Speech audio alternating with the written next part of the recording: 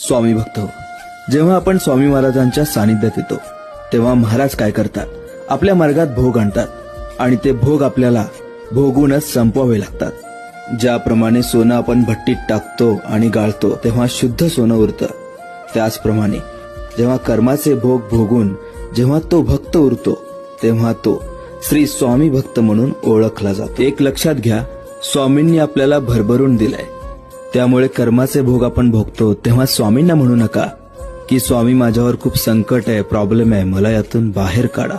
तर स्वामींनाही प्रार्थना करा की मी हे जे भोग भोगतोय ते भोगण्यासाठी मला समर्थपणे तुम्ही ताकद द्या. कारण जसा कर्करोगाची गाठ काढल्याशिवाय कर्करोग बरा होत नाही, त्याप्रमाणे कर्माचे भोग भोगल्याशिवाय आपण देखील मुक्त होत नाही. त्यामुळे लक्षात घ्या, स्वामी कृपा आपल्यावर अखंड आहे.